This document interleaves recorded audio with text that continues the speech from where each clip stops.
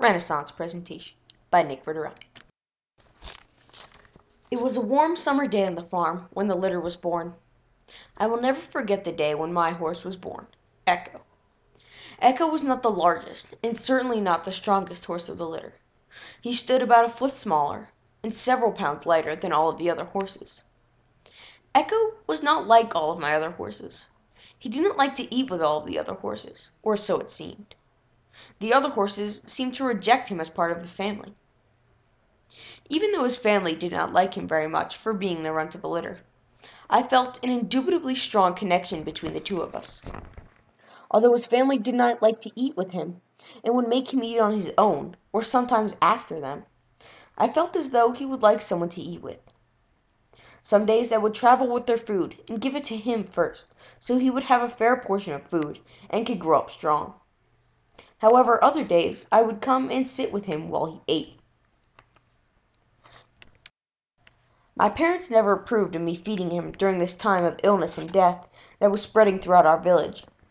However, I felt as though our connection was too strong to be ignored, and I can make him into a good racing horse. The next few months were difficult for training. The winter came. It made running and jumping very dangerous with the snow and ice. It was very hard to keep such a dirty horse in pristine condition for so long, but with the help of Ernesto, the family stable boy, we were able to do it.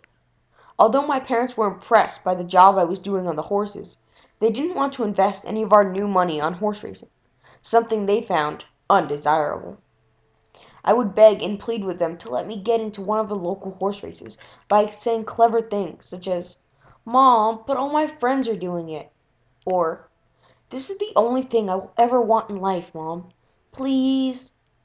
But all of my begging was useless, for they would always respond with the same type of answer.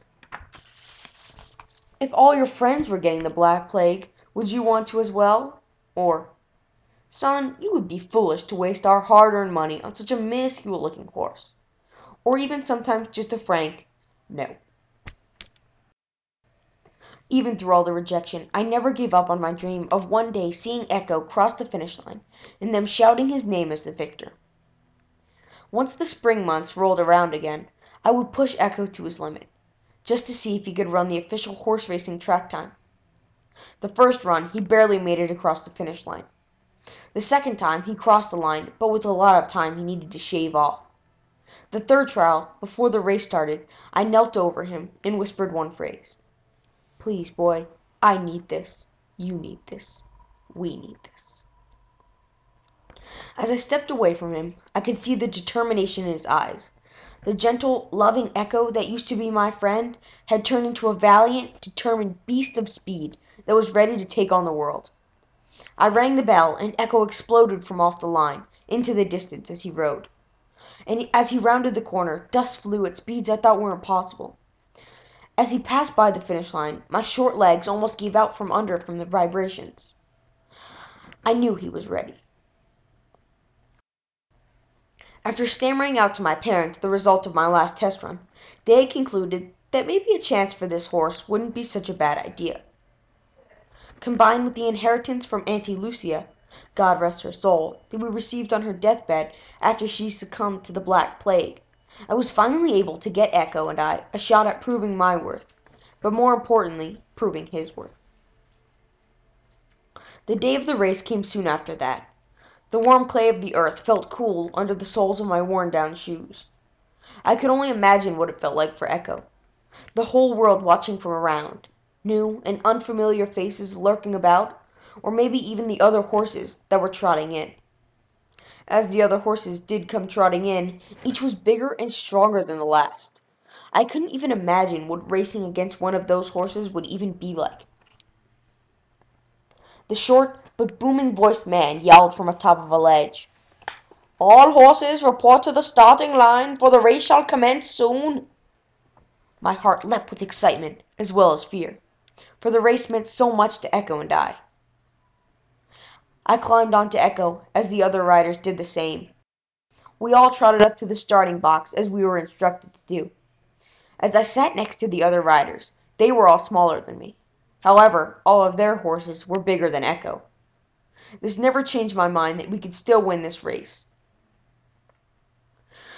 The short man climbed back up onto the ledge to start the race. He yelled, "On your mark, get set, go!" And we were off. The dirt flew around me like a hailstorm, whipping around my face as we trailed in third place. The race is quick, but to me it felt like forever. As we quickly moved up to second place, the dirt felt like glass tearing through my skin. We were right behind the leader, but I knew we were slowing down. I saw the look in Echo's eyes. I could tell he wouldn't make it much farther. There was only one way to win this race. I bent down to whisper something into his ear. "Come on, boy. I need this. You need this. We need this." At that very moment, I saw a look in his eye I had only seen once before, on the farm, on our last test run. We bolted past the leader with everything we had, his legs pumping, panting, as we crossed the finish line as the crowd cheered from around us. The crowd roared from around us as the ringmaster came to give us our reward. I knew we had proven ourselves worthy. It wasn't until several years later when Echo and I returned to our hometown. We strolled down the street and into the city hall. We were told there was a surprise waiting for us. We walked into the Great Hall to see a larger-than-life-size mural of our victory lane, with Echo and me standing right in the middle of all of the commotion. It was that moment right there that told me that the names Echo and Nick Verderami would forever be ingrained into the minds and lives of all Italians for generations to come.